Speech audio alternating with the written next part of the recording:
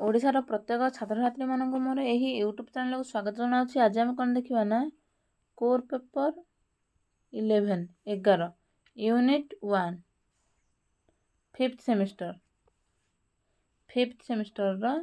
Core paper 11 सामाजिक गवेषणार प्रमुख सोपान बा गवेषणा प्रक्रिया लंग स्नेर गोटे गवेषणार नक्शा बा रेखाचित्र प्रस्तुति। प्रथम कौन अच्छे ना गवेषणार नक्शा बा रेखाचित्र प्रस्तुति।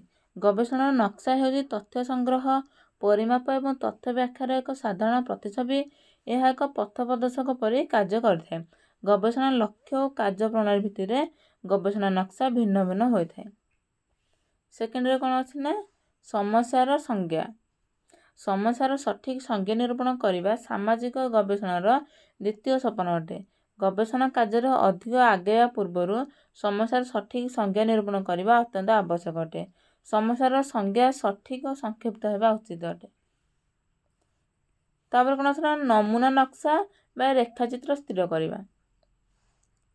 वास्तव में अधिक समय टंका एवं शक्तिर आवश्यकता कारण अध्ययन क्षेत्र में समस्त द्रव्य बा विषयर संपूर्ण गणना संभव हो न थाए।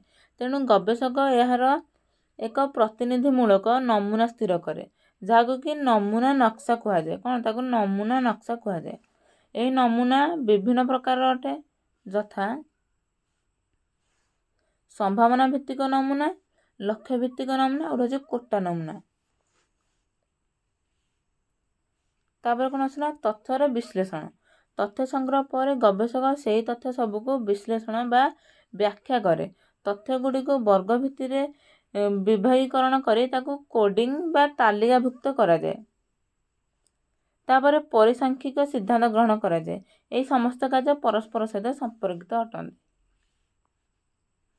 तापर कौन आसला साधारणीकरण। यह गवेषणार वास्तव मूल्य भाव विचार करा जाए। यह केवल उपकल्पना परीक्षण अध्ययन संभव होता है किंतु उपकल्पना गठन अध्ययन क्षेत्र में गवेषकर कौन उपकल्पना न थाए। तेणु से तार फलाफल बा निर्णय को व्याख्या करने को चेष्टा करते। तापर कौन आसला गवेषणार विवरणी प्रस्तुति। गवेषणार विवरणी प्रस्तुति। गवेषणार विवरणी प्रस्तुति सुदीर्घ गवेषणा कार्यर शेष परिणत बा उत्पाद अटे। यह एक नूतन ज्ञान प्रकाश करें। एक गवेषणा विवरणी प्रस्तुत करने एक गुरुत्वपूर्ण यांत्रिक दायित्व कारण यह गवेषकर कौशल दक्षता चेष्टा धैर्य और भाषा उपर दक्षता आदि उपर निर्भर करें। तापर कौन आसला उपकल्पनार परीक्षा उपकल्पना गठन गवेषणा प्रस्ताव प्रस्तुति समस्या संपर्कित विषय समीक्षा। वीडियो जब भल लगे तब लाइक करूँ शेयर करूँ एवं जहाँ डाउट अच्छे कमेंट बॉक्स में लिखूँ।